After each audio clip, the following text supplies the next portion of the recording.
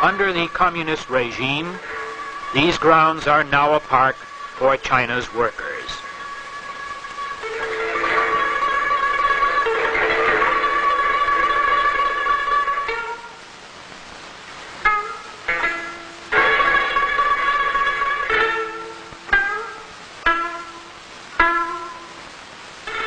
Stone elephants on the way to the Ming tombs.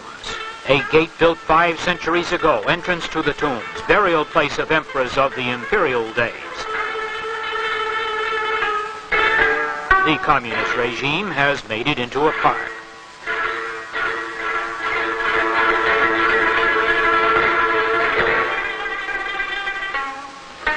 Even put trash boxes in convenient places. Construction of a reservoir near the tombs. They were hoisting this stone with an arrangement of ropes and bamboo poles.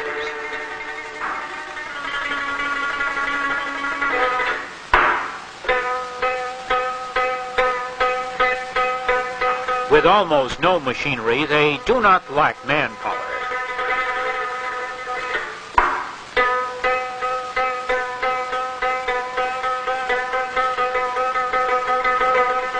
This was staging for a concrete arch bridge. Thousands of volunteer laborers worked here. Many of them were soldiers. A Chinese communist official told me that soldiers are expected to work as well as fight. A commune north of Peking. The big new project here is deep plowing.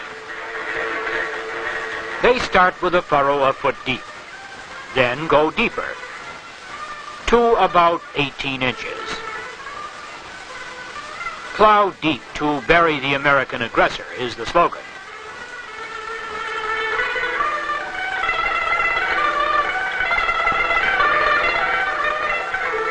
The commune is virtually self-sustaining. They make their own tools.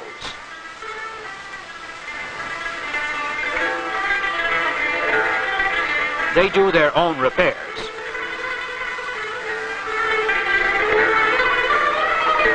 Four 4,100 people live on this commune, 970 families, 1,600 workers, a comparatively small commune in communist China in the year of the leap fallen. Leading crops are corn, millet, vegetables. Their vegetables are excellent.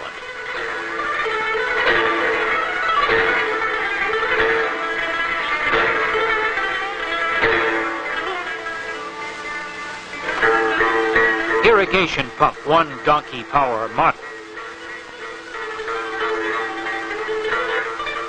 These women were threshing millet. Children are excused from school and brought here in a group during the harvest season. Education and labor go together in communist China. Much of their corn is very poor. Some of it was fairly good.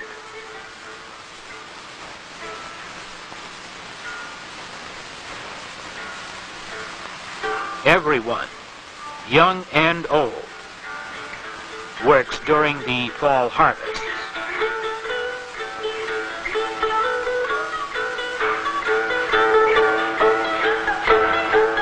These are student volunteer workers, young men and women from Peking universities and high schools.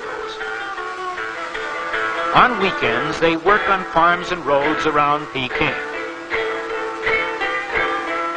This group had a loudspeaker with news commentaries about Taiwan and commercials about why they should work hard for the Great Leap Forward.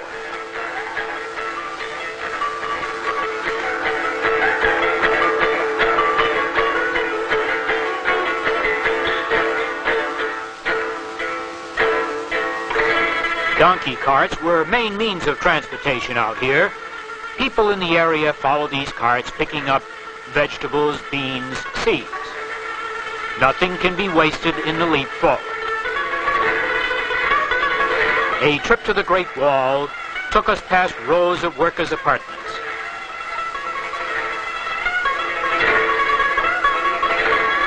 We passed camel caravans coming in from the north, loaded with grain, wool, and other products. and herds driven to market.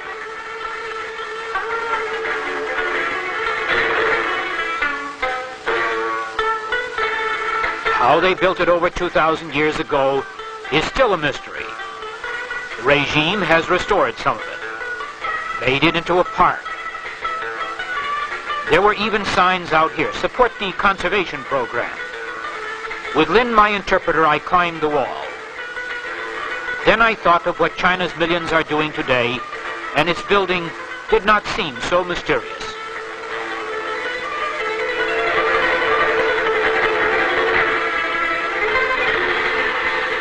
Apartments in Shenyang, heart of industrial Manchuria. About 15,000 of Shenyang's workers were housed in this area. These apartments had their own schools, garden plots, canteens. Knock on any door, they said. This woman had 6 small children. The family occupied one room. Her husband was a lathe operator in machinery plant number 1. Women have to teach children sanitation. Educate them before the state takes over. This little girl, holding a fly swatter, is proud of her part in the Kill Pests campaign. Shenyang developed during the Japanese occupation when it was called Mukden. In the State Department store, photographs of model employees are posted on a bulletin board. A wide variety of goods was sold in this store. Although prices were very high, there were many buyers. A crowd gathered in the street nearby. They were shooting a movie. Following the new socialist realism in movies, this scene was shot outside.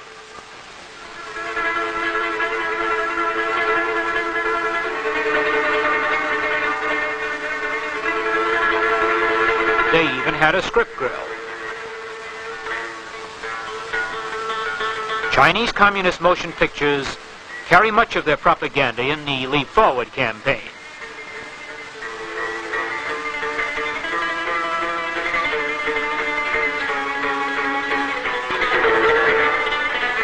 This is Vice Director Ye Sun-ping of Machinery Plant number 1.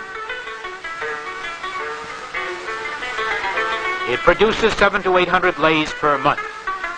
One of 3 in Shenyang. It was destroyed during the war, later restored and enlarged.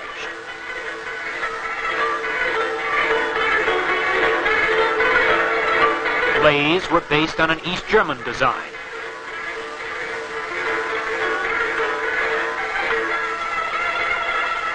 Completed lathes were crated. The crates were then rolled to the railroad loading platform. It was all hand labor here.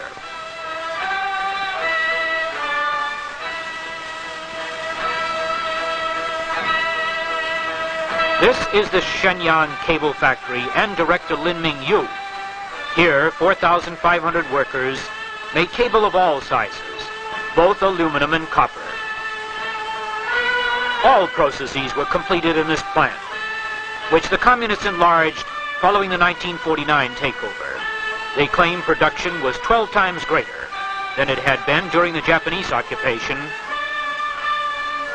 and 20 times more than during the nationalist days. Posters calling the United States bandits and telling the people to surpass United States production.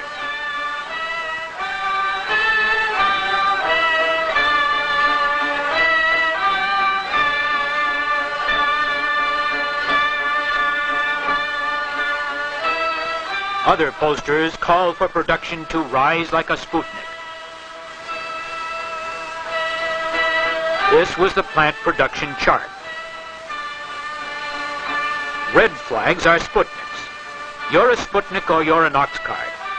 And nobody wants to be an ox cart these days. As in Peking, young students lined up for volunteer labor camps.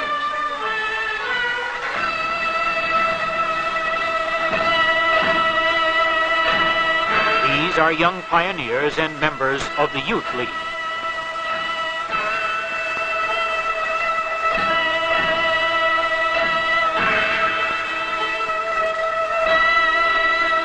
Outside Shenyang, these women moving earth were preparing land for a fire brick factory.